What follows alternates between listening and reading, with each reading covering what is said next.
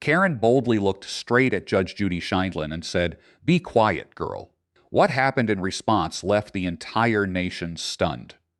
But before we get to that moment, drop a comment telling us where you're watching from and make sure to subscribe to the channel. Because what you're about to witness isn't just a heated courtroom exchange. It's the exact moment an entitled woman made the worst decision of her entire life. And the reply she received didn't just shut her down in court, it revealed a secret that changed everything. Millions of viewers watched it unfold live inside the crowded Manhattan courtroom of America's toughest judge, a place where a simple landlord-tenant dispute was about to turn into one of the most explosive confrontations ever seen on television. Karen Mitchell, a 34-year-old yoga instructor from Brooklyn, sat confidently in the defendant's seat, gripping her designer purse tightly, completely unaware that she was about to face consequences that no level of privilege could shield her from. At first glance, the case appeared straightforward. Sarah Chen, a hard-working landlord, had filed a lawsuit against Karen for failing to pay 3 months of rent, totaling $4,800. But as Judge Judy began her signature rapid-fire questioning, something far more troubling began to surface. Karen wasn't simply behind on rent, she was part of something bigger, something Judge Judy had encountered before. And what followed would expose a disturbing truth that Karen believed she had buried permanently. The courtroom atmosphere grew charged with tension as Judge Judy leaned forward, her sharp gaze fixed on Karen, asking the kind of questions that slowly dismantle a story piece by piece. And then, suddenly, it happened. Karen, her face flushed with a mix of arrogance and frustration, leaned toward the microphone and delivered the words that cut through the room like a blade. "Be quiet, girl," she snapped, her tone dripping with entitlement. The reaction was immediate. The entire courtroom gasped in unison, a sharp collective breath that seemed to freeze the air. The bailiff instinctively shifted, his hand moving slightly as his eyes widened in disbelief. Sarah Chen, sitting at the plaintiff's table, froze in shock, her papers slipping from her hands as they trembled. Even the experienced camera crew, accustomed to filming intense cases, zoomed in quickly, recognizing that they were capturing a moment that would soon be seen across the country. But here's what Karen didn't realize. Judge Judy had been waiting her entire career for a moment exactly like this. What came next wasn't just a reaction, it was a perfectly calculated response, one that would not only dismantle Karen's behavior, but also reveal a truth she had desperately tried to hide. The silence that followed was heavy, thick enough to feel, like the calm before a storm. And the words Judge Judy was about to speak would change everything. If you're eager to see how Judge Judy completely breaks down this entitled behavior and uncovers a shocking secret, make sure to subscribe and turn on notifications, because what happens next will leave you speechless and remind you exactly why she's known as America's ultimate truth detector. This wasn't just another case involving unpaid rent, and Judge Judy knew it the moment Karen walked into her courtroom. After nearly 3 decades on the bench, she had built her reputation on one simple ability: she could spot dishonesty instantly. And Karen carried all the signs. But what made this case different wasn't just Karen's weak excuses for not paying rent. It was a pattern Judge Judy had been noticing across multiple cases, and Karen had just walked directly into it. The stakes were higher than anyone realized. This wasn't just about one tenant refusing to pay rent. It was about a growing problem: rental fraud schemes targeting hardworking landlords. Sarah Chen, sitting quietly with her stack of evidence, represented countless small property owners being taken advantage of by individuals who knew exactly how to manipulate the system. Karen's appearance told a completely different story than the one she was presenting. Her expensive clothing, polished nails, and carefully styled hair didn't match her claims of financial struggle. And Judge Judy had already noticed every detail. But what made Karen's disrespectful remark such a massive mistake was something she could never have anticipated. Judge Judy had been quietly building a case against a network of rental scammers, and Karen had just revealed herself as a key piece of that puzzle. The courtroom wasn't just filled with spectators that day. Among the audience were plainclothes detectives sitting quietly, observing everything waiting. Karen had no idea that she wasn't just facing a television judge. She was sitting in the middle of something much bigger. Her confidence blinded her to the reality unfolding around her. The tension in the room was almost unbearable. The bailiff repositioned himself carefully, sensing that this situation was about to escalate beyond anything ordinary. Cameras captured every subtle movement as Judge Judy slowly removed her glasses. A signal longtime viewers knew meant someone was about to receive a serious lesson. Karen remained seated with confidence, unaware that the next few minutes would determine everything. Whether she walked out of that courtroom freely or in handcuffs, the silence stretched, tight, and unbreakable. And what was about to happen would be a moment America would never forget. Judge Judy Files didn't react the way most people expected. She didn't shout.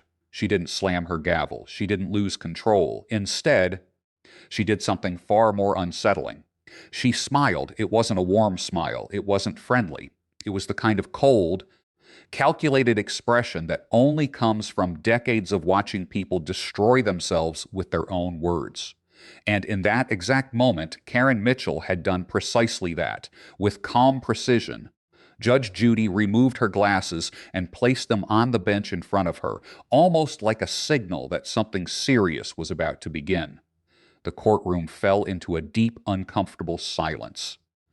Seconds passed slowly, each one heavier than the last, like a countdown ticking towards something inevitable. The plainclothes detectives in the audience leaned forward slightly, their attention fully locked in. They knew something important was about to unfold. Well, Judge Judy began, her voice low and controlled, cutting cleanly through the silence. Did you just tell me to be quiet, girl? She leaned back in her chair, her eyes never leaving Karen's face, which was now beginning to lose its confidence. Do you have any idea what you just did? The way she said sweetheart carried a sharp edge, one that made everyone in the room feel the shift in power. Karen's smug expression started to fade. For the first time, uncertainty crept in. But she still didn't understand the gravity of her mistake. Slowly, Judge Judy stood up, her robe moving with controlled authority, commanding attention without raising her voice. Let me explain something to you. Karen Mitchell, from 247 Maple Street, Brooklyn. The exact mention of her address sent a wave of shock through the courtroom. Karen's eyes widened instantly. That detail hadn't been discussed in court. So how did the judge know it? I've been practicing law since long before you were even born, Judge Judy continued, her tone growing firmer with each word. And in this courtroom, no one tells anyone to be quiet, especially not me. Her voice rose slightly, not out of anger, but out of authority. But then her focus sharpened. And here's what makes your situation particularly interesting. Karen, she paused. I've been watching you. The courtroom erupted into whispers and gasps. This was no longer just about unpaid rent. This was something much bigger. 3 months ago, Judge Judy continued, you pulled the exact same stunt on a landlord in Queens. 6 months before that, it was another case in the Bronx. The same excuses, the same pattern, and always targeting landlords you believed wouldn't fight back. Karen's face drained of color. Her hands began to shake. The realization hit her all at once. This wasn't a coincidence. She had been tracked. Her entire operation was about to be exposed. You want to know what happens when you disrespect this courtroom? Judge Judy said firmly. You get the full consequences. Then she turned slightly toward the audience. Detective Martinez, Detective Johnson, Detective Williams, would you please stand? 3 individuals rose from their seats at once, revealing badges that immediately changed the entire atmosphere of the room. This was no longer television drama. This was real. Karen's composure collapsed completely. Her mouth opened, but no words came out. You see, Karen, Judge Judy continued calmly, While you were busy running your scheme, I was busy building a case. Wire fraud, mail fraud, conspiracy, and now contempt of court. Her voice remained steady, but the weight behind it was undeniable. You thought this was just another civil case. But today, you're going to learn something very important. Her slight smile returned, colder than before. Actions have consequences. The courtroom fell silent once again. No one moved. No one spoke. Everyone understood that everything had just changed. Karen's confident posture was gone. In its place was panic, fear, and the realization that she had walked into something she couldn't escape. Karen Mitchell's composure shattered right there in front of everyone. The confidence she had walked in with disappeared almost instantly, replaced by confusion, panic, and a growing sense of fear that she could no longer control. Her breathing became uneven as she clutched her designer handbag tightly, as if it could somehow shield her from what was happening. This isn't real," she muttered under her breath, her voice trembling. "You can't do this. I have rights. This is just about rent." Her words came out in broken bursts, each sentence more desperate than the last. She was no longer the same person who had boldly spoken out moments ago. Now, she looked completely overwhelmed. Judge Judy Files watched quietly, her expression calm and controlled, allowing Karen to continue speaking, almost as if she knew that every word would only make things worse for her. "I want a lawyer," Karen blurted suddenly. "I want to call someone. This isn't fair." The entitlement that had once given her confidence now worked against her, making her appear frantic and unprepared. Judge Judy leaned forward slightly, her voice cutting through the chaos with precision. "Oh, now you want to talk about what's fair?" Her tone was sharp, but not loud, firm, direct, and impossible to ignore. "Was it fair when you convinced Mrs. Rodriguez that her English wasn't good enough to take you to court?" Karen froze. "Was it fair when you made Mr. Patel believe he had no legal options because of his immigration status?" Each question hit harder than the last. "Was it fair when you specifically targeted people you thought wouldn't fight back?" Karen flinched slightly with every word. The audience, which had been silent moments ago, began to murmur as the full picture became clearer. This wasn't just a misunderstanding. This was a pattern, a deliberate one. At that moment, one of the detectives stepped forward, his presence shifting the atmosphere even further. "Mom," he said calmly, "we've been investigating your activities for the past 8 months. Karen's eyes widened. "We have financial records showing payments from multiple victims," he continued. 17 cases across different locations. Her face went pale. "We also have recorded conversations where you explained this method to others, and messages where you discussed targeting individuals you believed wouldn't challenge you." The words landed heavily. Karen's entire plan, everything she thought she had hidden, was now being laid out in front of everyone. She shook her head slightly, unable to process it. No. That's not true. But her voice lacked conviction, because deep down, she knew it was over. But the revelation didn't stop there. Judge Judy spoke again, her voice calm but firm. "And here's the part you didn't see coming." She glanced briefly toward Sarah Chen. Mrs. Chen wasn't just another landlord. Karen's eyes shifted instantly toward the plaintiff. "She came forward months ago after you attempted the same scheme on her family." The courtroom reacted with audible shock, and she agreed to cooperate to help us catch you in the act. Karen's expression collapsed completely. This wasn't random. This wasn't bad luck. This had been planned, carefully, deliberately. Everything she had done had led her directly into this moment. Her shoulders dropped as the weight of the situation settled in. "I didn't mean to say that," she whispered weakly, referring to her earlier outburst. "I was just upset. I didn't know." Judge Judy leaned forward once more, her eyes locked firmly on Karen. "You didn't know." Her voice carried quiet intensity. "You didn't know that walking into a courtroom and behaving like that would have consequences." She paused briefly. "Well, now you do." The room fell silent again. Karen, Karen sat motionless, her earlier confidence completely gone. All that remained was fear, because for the first time she understood exactly what was happening. This wasn't just a case anymore. This was accountability, and there was no way out. The silence that followed felt overwhelming, almost suffocating, as the reality of the situation settled across the entire courtroom. Karen Mitchell sat frozen, her earlier arrogance completely gone, replaced by a hollow expression of shock and fear. The confident woman who had entered the courtroom just a short while ago no longer existed. Judge Judy Files watched her closely, her posture steady, her presence commanding without needing to raise her voice. Then, with calm authority, she spoke. Judgment for the plaintiff. Her voice cut cleanly through the silence. In the amount of $4, $800 plus an additional $2,000 in damages, along with court costs. Each word landed with finality, but everyone in the room understood. This was only the beginning. Judge Judy paused briefly before continuing. And that, she added firmly, is just your civil responsibility. Karen's head lifted slightly, confusion flashing across her face. But before she could speak, movement in the courtroom drew everyone's attention. One of the detectives stepped forward, the metallic sound of handcuffs faintly echoing in the otherwise silent room. Karen's breathing became shallow as realization hit her fully. This wasn't just a televised case anymore. This was real life. Karen Mitchell, the detective said in a steady, professional tone, "You are under arrest." The words seemed to hang in the air, for charges including fraud, conspiracy, and contempt of court.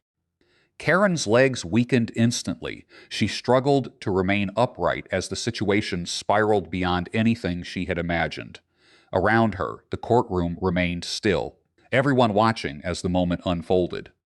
The audience sat in stunned silence, some holding up their phones, capturing what they knew would become a defining moment in television history. Sora Chen, sitting at the plaintiff's table, pressed her hand against her mouth as tears filled her eyes. Tears not of fear, but of relief.